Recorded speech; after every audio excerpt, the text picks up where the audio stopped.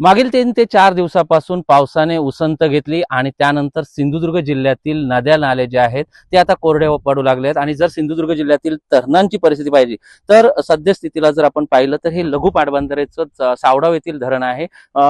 ज्या ठिकाणी आपण पाहू शकतो की पाण्याचा साठा जो आहे दरवर्षी या ठिकाणी 50 ते 60% पर्यंत पाण्याचा साठा झालेला असतो। मात्र सद्यस्थितीला या ठिकाणी पाणी जे आहे ते अगदी 10 ते 15% आलेलं पाहायला मिळते। याचं कारण म्हणजे मागील 3 ते 4 दिवसापासून पावसाने उसंत घेतली आणि त्यामुळे या धरणाच्या पाणी साठ्यात कपात झालेली पाहायला मिळते। मात्र लघु पाटबंधारेचा जो काही भोंगळ कारभार आहे तो या निमित्ताने समोर येताना पाहायला मिळतो। कारण या ठिकाणी जॅकवेलचं जे काम आहे ते मागील महिन्यात पूर्ण झालं असणं गरजेचं होतं। मात्र सद्यस्थितीला हे काम जे आहे ते युद्ध पातळीवर सुरू आहे। मात्र या ठिकाणी जर आपण पाहिलं तर ही जी कामं आहेत मागील अनेक वर्षापासून प्रलंबित आहेत आणि त्यामुळे याचा त्रास जो आहे, याचा मनस्ताप जो आहे तो येथील नागरिकांना, रहिवाशांना सहन करावा लागतो। मात्र या ठिकाणी कोणत्याही प्रकारची उपाययोजना केली जात नाही किंवा शासकीय अधिकाऱ्यांचे किंवा येथील जे पुढारी असतील यांची भेट होत नसते किंवा व्हिजिट होत नसतं। त्यामुळे याचे काही परिणाम आहेत का, असा प्रश्न देखील या ठिकाणी उपस्थित केलेला पाहायला मिळतोय।